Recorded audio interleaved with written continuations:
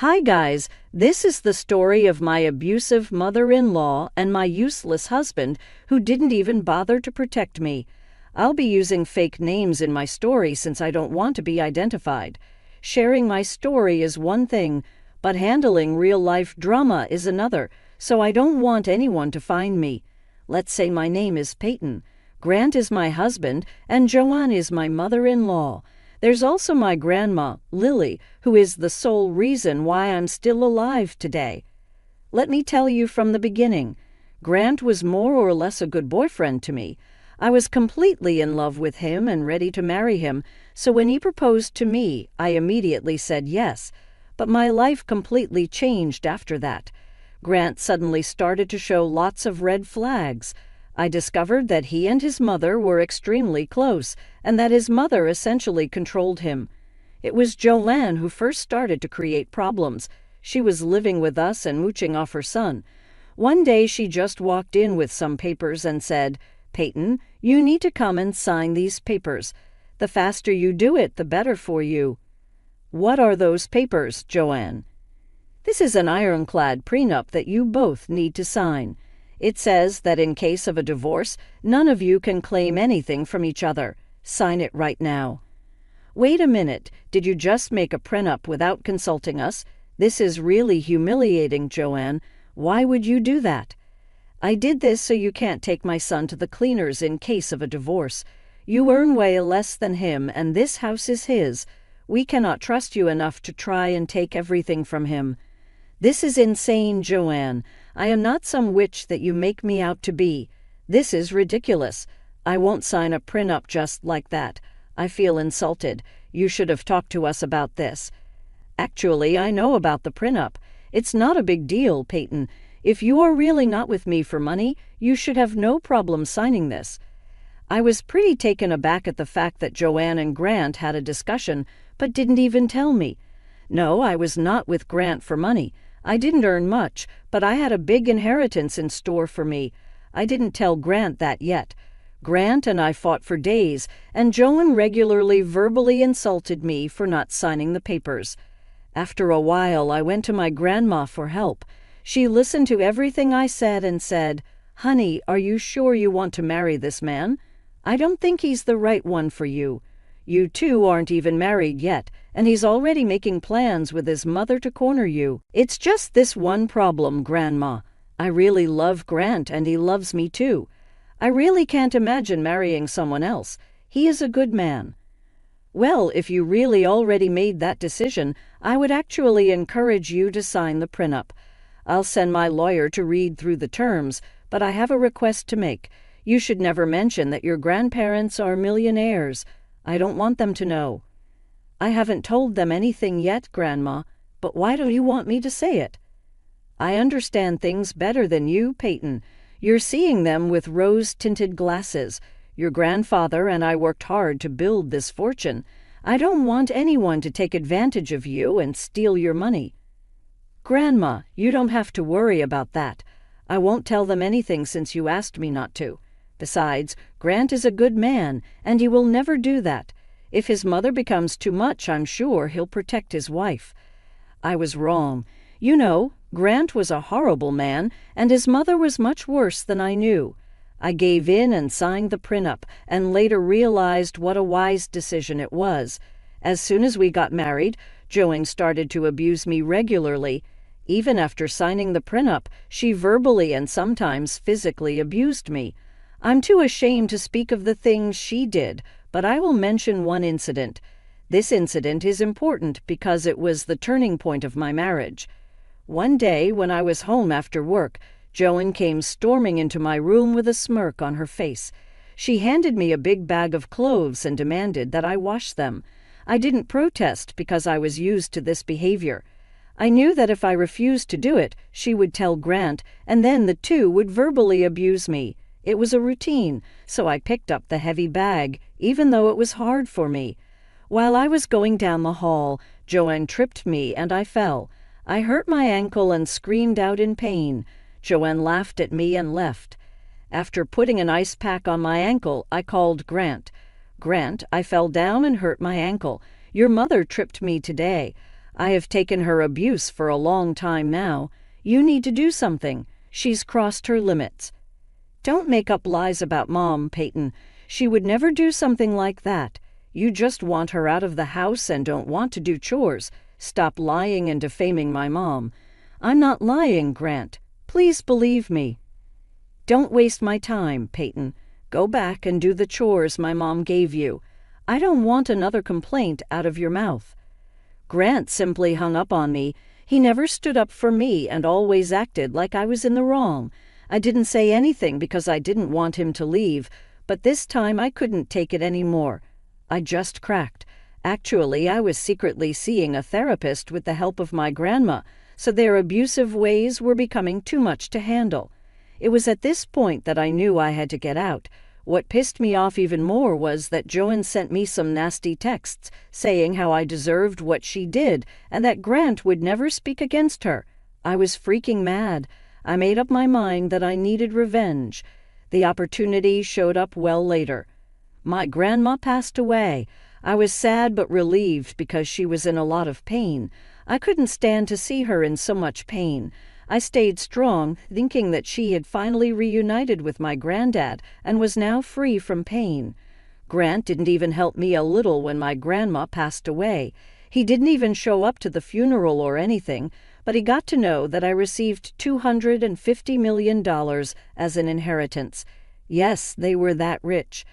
Grant absolutely lost his mind with shock. He was being extra nice to me when we went home. The next day, another surprise awaited me. Joanne was at the foot of my bed, looking very sweetly at me. I was surprised to find her in my room looking creepily at me. I honestly didn't know what to think of it. In my mind, I could see this coming, but still, watching my abusive mother-in-law change her face was starting to creep me out. I said, "What are you doing here, Joanne? No one told me you were coming today. Hell, why were you staring at me in my sleep?" "Oh, I came early so that I can help you with the chores. I made you tea, and it's right beside the bed. I know how much you love tea, so I ordered a special batch for you. You didn't answer why you were sitting in my room when I was sleeping. Honestly, Joanne, it is creepy as hell." "I was trying to massage your feet, Peyton. I know you hurt your feet while carrying my laundry that day. Your feet must be so sore, so I thought maybe I could massage it for you." "You literally tripped me that day, Joanne. How dare you show up and try to massage my feet? Don't you have any shame?" No, you don't have to be so dramatic about that one. It was an honest mistake. I didn't know you would fall or that the load was so heavy. I already massaged your foot and made up for it, didn't I? You think massaging my foot will make up for the way that you have abused me? You are insane, Joanne. Get out of my room. I don't want to see your face right now." "All right, I'll be in the kitchen making you breakfast. You don't have to worry about it anymore. I will take care of it. I will also make sure Grant has everything ready as well. You take your time and freshen up." Joanne said that sweetly and left with a skip in her step. Her shift in attitude was making my head spin. Even when I was lying down, I felt like she breached my privacy and was acting like a lunatic. Money can really make people do things, you know. Joanne is solid proof of it. Grant must have told her to avoid my inheritance, which prompted her to make this visit and change her heart. But neither Grant nor Joanne knew that none of them would get their hands on my fortune. I had made sure of that. I got out of bed and got dressed in my best set of clothes. It was my day of revenge, and I wanted to look my best. My therapy was working very well, and I finally had the confidence to stand up for myself. I went down to the kitchen with my bag in tow. It had some important documents that I needed to send out today. I guess you can tell what I was about to do. I found Grant with Joanne in the kitchen. They both looked very happy and were whispering something to each other. When they saw me, their smiles just became 2 times wider. Grant drew the chair out for me while Joanne set about fixing me a plate. I said, "Why did you make breakfast today? I would have done it by myself. You didn't have to trouble yourself with it. Grant hates it when you do something in this house." "What nonsense! I'm happy to do this for you, Peyton. It's not a big deal." "Yes, it's just breakfast. My mom can do this for you. You don't have to worry about any kind of work from now on. Once we sell the house and buy a mansion, I'll look for a housekeeper. Till then, my mother can look after all the chores. I'll help her out too. You think buying my medicines is a waste of money, but suddenly hiring a housekeeper is cheap for you? Also, how do you plan to buy a mansion? Been robbing a bank recently? Don't be ridiculous. We have plenty of money to do everything now. You just got a huge inheritance from your grandmother. Yes, Grant is right. Finally, we are millionaires now. We don't have to worry about money anymore. Your inheritance would be enough to last us a lifetime. We can do whatever we want now. Yeah, I've been thinking about quitting my job. I was getting burnt out in this place anyway. Maybe we can take a vacation and have some fun. What do you say? I started to laugh very loudly at what they said. I couldn't believe my ears. It had been like 1 day since I received my inheritance, and these two had already started to make plans.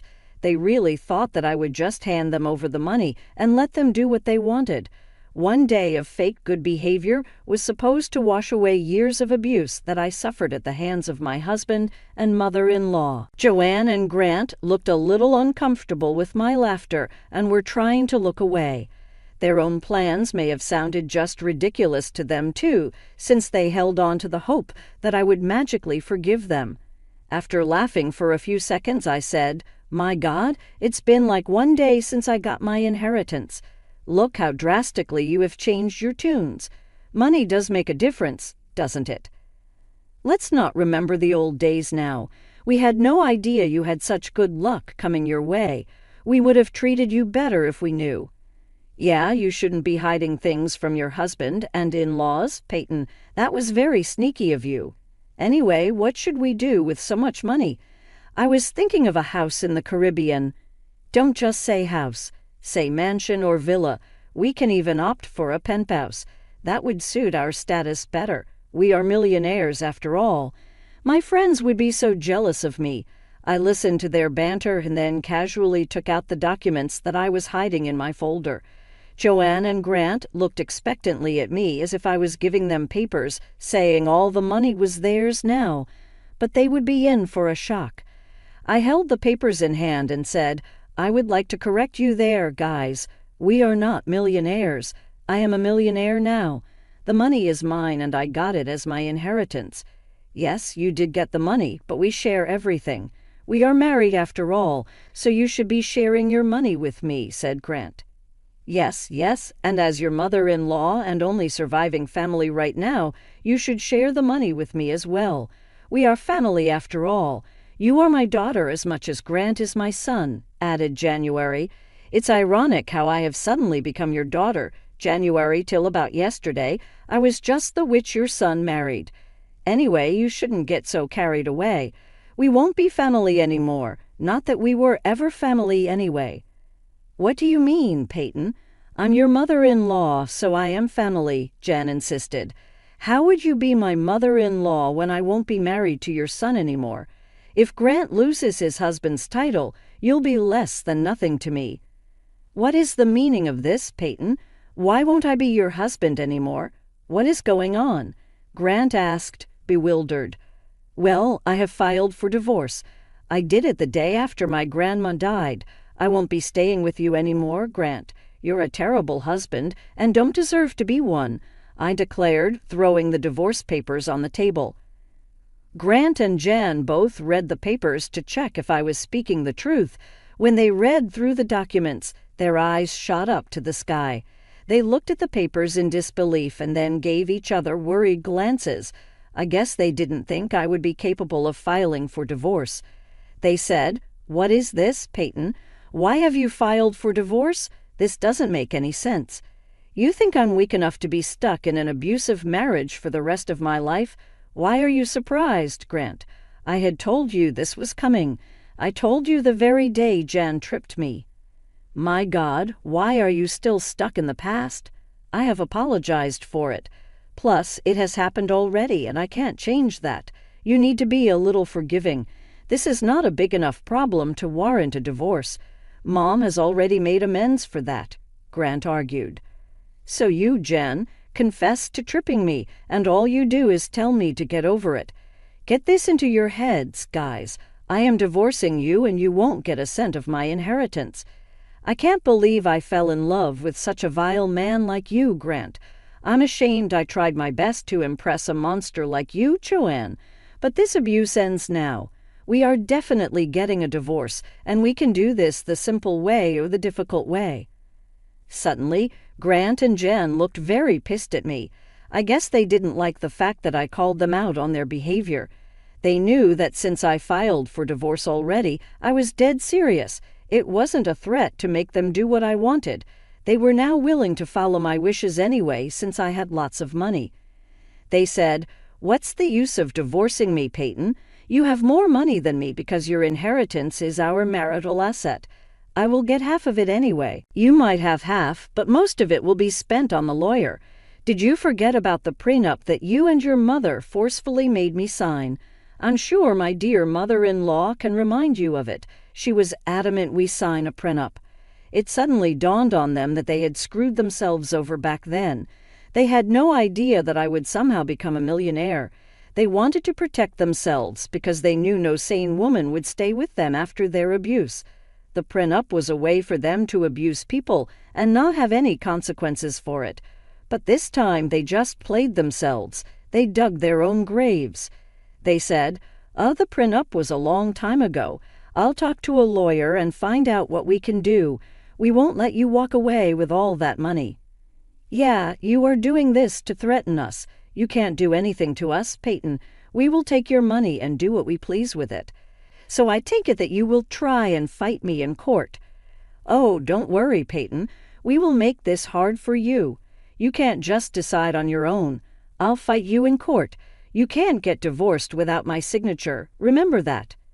"Really, Grant? So you will intentionally make the process difficult for me? Well, that's not an issue. I'm prepared for everything. I have some ammo of my own." "What do you mean, Peyton?" "Joanne, remember how you confessed to tripping me and abusing me on texts? Well, I will use them to file a report to the cops. That would be a fun event, won't it?" No. You won't do that. You won't do that to me. That is impossible. I'll delete all the texts," Joanne stammered.